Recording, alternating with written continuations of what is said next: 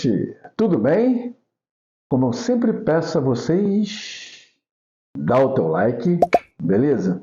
Se inscrevam no canal e aperta o sininho das notificações para vocês ficarem por dentro das novidades do canal, beleza? Bom, gente, olha só, né, a nossa cidade, Rio de Janeiro, ó, como é que tá, né? Brabo, né? Tá chovendo muito, né? Muito frio aqui no Rio, né? E hoje eu vim conversar com vocês um assunto diferente. Eu vim falar de histórias do futebol, né? Para vocês aprenderem mais um pouco do que foi o futebol, tanto brasileiro, carioca como brasileiro. Bom, eu vou contar uma história agora para vocês. Há muitos anos atrás, existia um jogador maravilhoso chamado Manuel dos Santos, nosso querido Garrincha. Quem entende futebol, quem sabe um pouco de futebol, quem estudou futebol, sabe quem foi Mané Garrincha, o anjo das pernas tortas. Garrincha, num certo jogo do Botafogo, vou contar essa do Garrincha e mais algumas histórias. Garrincha, no auge dos tempos do Botafogo, né, quando o Botafogo era a base da seleção brasileira, Newton Santos, Garrincha, Amarildo, nossa, vou contar aqui, Didi, né, Quarentinha, Zagallo, só isso, né, são 6 titulares, olha só. Era a base da seleção da seleção, era a base, e o Santos também, com Pelé, Gilmar, mais Pepe, nossa senhora, meu Deus do céu. E outros jogadoraços que o Santos deu para a seleção brasileira. Era a base da seleção, Botafogo e Santos. Os dois grandes times dos grandes áureos tempos da seleção brasileira. O Garrincha, uma certa vez, estava no Maracanã. O técnico, se eu não me engano, agora eu esqueci o nome dele agora. Não estou lembrado, mas no próximo vídeo eu vou lembrar. O Garrincha estava jogando Botafogo e Bom Sucesso. Foi 3-0 o Botafogo, 2 gols de Garrincha e 1 de Amarildo. Bom, o Botafogo, em cima do Bom Sucesso o tempo todo, o tempo todo. E o técnico do Botafogo olhou para o Garrincha, achando que ele estava cansado, já tinha tomado umas 3, 4 butinadas, e estava assim, meio mancando em campo. Aí ele, sai Garrincha, sai. Aí o Mané fez assim, espera. O Garrincha foi lá, fez um gol, ali o primeiro gol, fez uma fila de 3, só isso, driblou 3. Quando o goleiro saiu, deu um toquinho por cima uma cavadinha. Aí, 2-0 Botafogo, ele, sai Mané, ele, espera. Aí bateram no escanteio, se eu não me engano, foi o Newton Santos que bateu o escanteio, o Amarildo cabeceou para baixo, o Garrincha matou no peito de voleio, lá no ângulo, golaço, 3-0 Botafogo. Aí, isso, o Botafogo ia dar a saída. Ele, não, espera um pouco, espera o que foi. Agora eu saio. Esse era o Mané Garrincha, esse era fantástico, né? Uma vez falaram assim, Mané, tem um cara que vai te pegar domingo no Botafogo e no time tal. Ele, quem é o cara? Vou dar mais um João. O João era o drible que ele dava nos marcadores dele. E uma coisa que muita gente que não sabe como é que o Garrincha foi contratado pelo Botafogo? Teve um treino do Botafogo, não me lembro agora o nome do diretor do Botafogo. Ele olhou para o Garrincha e disse, esse cara de perna torta vem jogar no Botafogo. Para vocês verem como é que o preconceito já existia há muitos anos. Esse cara de perna torta vai jogar aqui no Botafogo. Não quero ninguém de perna torta, não. Primeiro treino do Garrincha. Simplesmente quem estava marcando ele era o Newton Santos. Só isso, o maior lateral do mundo. Aí começou o jogo. Mané, para lá, para cá, para lá, para cá. Quando acabou o treino, ele foi diretamente na diretoria do Botafogo, o Newton Santos. Foi lá, cansado, basfolando. Contrata esse cara que eu não vou marcar ele, não. Foi assim que ele foi contratado. Querido Mané Garrincha, espetáculo de jogador. Nunca mais você vai ver coisa igual. Logo depois, eu vou contar agora uma história curiosa. Isso, inclusive, tem a ver com os tricolores, chamado Mão de Ouro, o Wilton. Um lateral, um ponteiro direito do Fluminense, que era Fluminense e Flamengo numa Taça Guanabara. Olha só. A bola foi centrada para o Wilton. O apelido dele era Wilton Mão de Ouro. Quem sabe o que eu estou falando? Ele ajeitou a bola com a mão e fez o gol e valeu. Imagina se tivesse VAR naquela época, hein? Claro que o gol não valeria. Mas o juiz deu o gol. Deu o gol para o Fluminense. E o Fluminense, graças à mão de ouro do Wilton, o Fluminense foi campeão. Campeão da Taça Guanabara. De 67, de 68, se eu não me engano. 68. São as histórias de futebol fantásticas que acontecem, né? Estou contando aqui porque realmente foram fatos que aconteceram no futebol. Né? Por isso que hoje o título é História do Futebol. Essa é uma delas, né? Outra história do futebol também fantástica, que eu acho sensacional, muito bacana, foi um jogo, foi Flamengo e, se eu não me engano, foi um Fla-Flu. Foi Flamengo, se eu não me engano, dia 16 de setembro de 69, eu acho. O Flamengo tinha um cabeceador chamado Dionísio Bode Atômico. Por que era bode? Porque ele cabeceava, testava muito bem, fazia muito gol de cabeça, o Dionísio. E o Fluminense tinha um jogador lá chamado Flávio Raposo, era um senhor artilheiro Flávio, né? Então até que quando o Jorge Cury narrava, Flávio, camisa número 9, era um show, Flávio era um show, um grande jogador do Fluminense, né? E era realmente um baita do artilheiro. E nessa época, o pessoal, né, conversando, o Flávio vai jogar, ele estava contundido. E o Fluminense ganhou o Flamengo de 2-1, aliás, o Flamengo ganhou de 2-1 nesse jogo. E até com gols de, acho que foi um gol do Dionísio, e outro gol foi do Murilo, lateral direito, que era um baita do jogador, um grande. O pessoal fala do Leandro, o Leandro fala que se inspirava muito no Murilo. O Leandro falava isso. Nosso querido saudoso, né? O maravilhoso Leandro e o saudoso Murilo, né? E o Leandro fala que se baseava muito, que ele via muito vídeo do Murilo. O Murilo era um cara espetacular, um grande baita lateral chamado Murilo Pardal. E teve um jogo, né, nesse jogo, um zagueiro do Fluminense, se eu não me engano, era Assis, um paraensezinho, né, um pouco baixo, uma estatura, para zagueiro não tinha muita altura, mas sabia marcar, mas era muito viril, muito assim, muito baixo, gostava de bater de vez em quando. Ele deu uma entrada no Murilo, que se pegasse no joelho do Murilo, o Murilo ficava aleijado. Sabe o que o Murilo fez? Nessa época já existia, o jogador sempre foi um tarimbado, inteligente, sempre os jogadores brasileiros. Ele só tirou a perna, aí o Assis foi com as duas pernas no fosso do Maracanã, no túnel do Maracanã. Quase que ele quebra o tornozelo. O Murilo virou para ele e falou assim, não faz isso de novo. Não faz isso mais não. Ah, por que tal? Não, porque também eu sei entrar em você.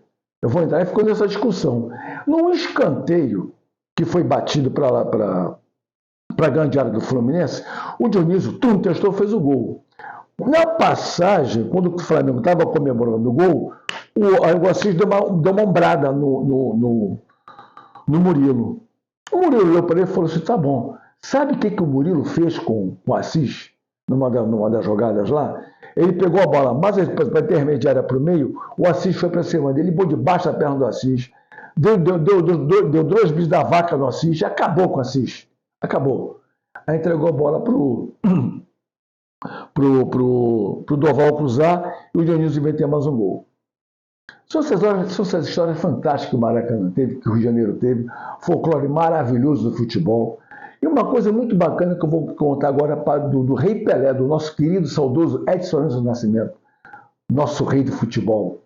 Teve um jogo que o Fontana, jogava no Vasco, o zagueiro Fontana, ele estava jogando contra o Vasco, né, Santos e Vasco, estava chamado Roberto Gomes Pedrosa, o famoso Robertão, que era um torneio antigo, porque foi o primeiro brasileiro, né? Indiretamente foi um brasileiro, na Campeonato Brasileiro. Vasco e Santos aqui no Maracanã. Aí o Pelé não estava muito bem nesse jogo, não, mas o Pelé começou a articular, a jogar bola, né? Começou a bater no peito, distribuir o jogo, jogava a bola assim, mais para a direita, para a esquerda, dando vários ataques, chutando a gol. E o Fontana dizia, cadê o rei? Quem é esse rei? Cadê o tal de rei? O Pelé não tinha marcado nenhum gol. Estava 1-0 Vasco, gol de Eberval. A bola centrada, assim, mais ou menos no meio de campo, assim para frente, na intermediária para frente, o Pelé pegou a bola, driblou primeiro, driblou segundo. Quando o Fontana veio, ele deu por debaixo da perna do Fontana e colocou a bola no ângulo. O Santos empatou 1-1. No segundo gol, o Rildo cruzou e o Pelé de cabeça fez 2-1 para o Santos. Quando acabou o jogo, o Pelé pegou a bola, chamou o Fontana. Você, Fontana, tá vendo isso aqui? Era a bola do jogo. Entrega para a tua mãe, diz que o rei mandou entregar para ela. Esse era o Pelé. Esse era o fantástico Edson Arantes do Nascimento. Coisas fantásticas do futebol que nunca mais você vai ver. São essas histórias bacanas que eu gosto. Agora eu vou sempre contar uma história do futebol, porque é bacana, né? A gente fala muito do futebol moderno de hoje, essa briga tática, não sei o quê. Mas é bacana você saber a origem do futebol brasileiro. São histórias maravilhosas. Tinha um jogador chamado também Dadá Maravilha, né, que o Saldanha não convocou em 70. Ele foi imposto pela ditadura. Um dia eu vou contar melhor, mais detalhadamente essa história. E o Daí falava uma coisa muito bacana. Só tem 3 coisas que param no ar: helicóptero, beija-flor e Dadá. Mas que parava lá, eu cabeceava. Era um grande jogador. Não era nenhum craque, era trombador, não tinha categoria nenhuma, sabe? Pisava na bola, tal. Era meio bronco. Mas fazia muitos gols, né?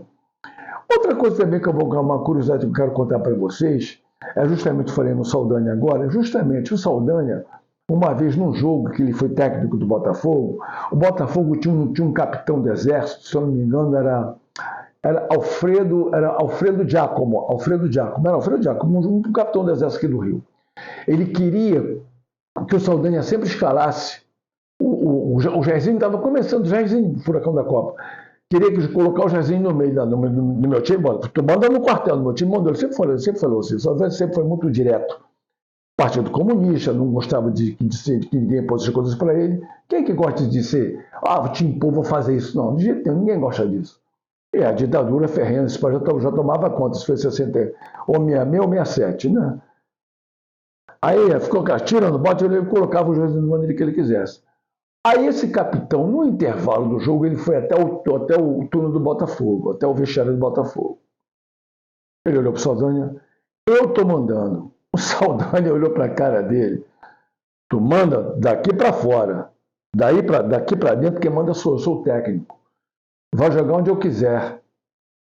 Aí o Saldanha, de sacanagem, eu achei bacana isso dele, de sacanagem, colocou o Jairzinho mais para a direita, entrando como centroavante, trocou com o Roberto. O Roberto era centroavante, e ele trocou com o Jair. Aí ele falou assim, olha, você vai jogar na ponta direita, deixa o Jair no teu lugar. Sabe quanto foi o jogo? 5-0 do Botafogo contra o Olaria. 3 gols de Jairzinho, um do Roberto e um do Paulo César Caju, que estava começando. São histórias fantásticas que você nunca mais vai ver, entendeu? E agora que eu vou finalizar com uma história espetacular de um cara chamado Narciso Doval, que era o mais carioca dos argentinos. Ele é um argentino que jogou no Flamengo, aproveitava a praia, gostava do cara, o tipo do garotão de praia, o tipo do carioca. Ele era um argentino carioca, o Doval. Era Gringo Doval, Narciso Doval. Aí o Strick uma vez chegou no treino do Flamengo, chegou com o cabelo aqui. Aí o Strick corta o cabelo. Não cantarola pelo, que lá pelo é cabelo, né? Aí no dia seguinte o Doval voltou com o cabelo aqui, ele era mais aqui. Aí o Doval olhou para ele e falou, pero que sim, ele manda, né? Ele toda a vida, na minha vida eu mando. E o Strick ficou pau da vida, queria pegar o Doval para fazer coisa. Aí a diretoria do Flamengo falou, olha só, você manda na tática, no estilo de cada um, quem manda é cada um. Você não vai mandar ele cortar o cabelo, porque ele mandava cortar, todos os jogadores cortarem cabelo, só que o Doval não obedeceu. O Doval falou, não, deixa meu cabelo do jeito que está, vou ficar cabeludo.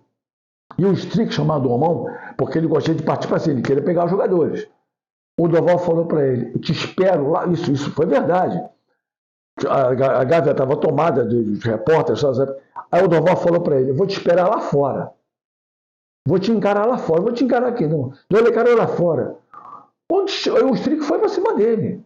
Aí já estava um tumulto formado, falou, não, ninguém vai brigar. O diretor do Flamengo, não, ninguém vai brigar aqui. Aí um diretor do Flamengo chegou e falou, pô, mas tu, não, capricho, não fala mais assim, mas o Doval falou. Na minha vida manda o Joe. Joe mandou na minha vida, não é ele.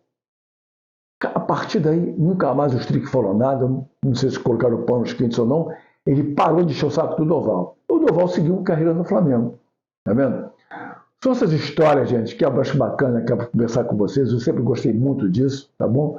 Gente, eu vou ficando por aqui, dá um que valeu demais, porque este aqui cada vez mais o seu canal, porque aqui o torcedor sempre teve voz, tá bom? É por aí. E eu vou voltar a fazer o que eu fiz no penúltimo vídeo que eu fiz, né? Aliás, antepenúltimo que eu fiz, né? Eu comigo mesmo, só que a próxima vez eu vou colocar um personagem. Cada vez eu vou, olha, bota na descrição o personagem que vocês queiram que eu faça, eu vou fazer. O meu primeiro personagem, já estou adiantando, vai se chamar Maneco. Ele vai usar um boné do cantinho do torcedor, entendeu? Ele é tricolor, ele vai falar um monte de coisa. Vocês vão gostar muito dele, tá bom? Eu vou interpretar o Maneco. Vocês vão gostar muito, tá bom? Gente, eu vou ficando por aqui, meu. Muito obrigado, sempre agradecendo a todos vocês. Olha, eu volto depois do jogo do Flu e do Palmeiras para comentar. Ronaldo César, muito obrigado sempre, agradecendo sempre a vocês. Ronaldo César, se cuidem, porque tá frio e tá chovendo.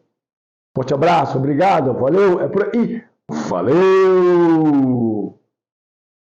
Se inscreva no canal, venha para o Cantinho do Torcedor.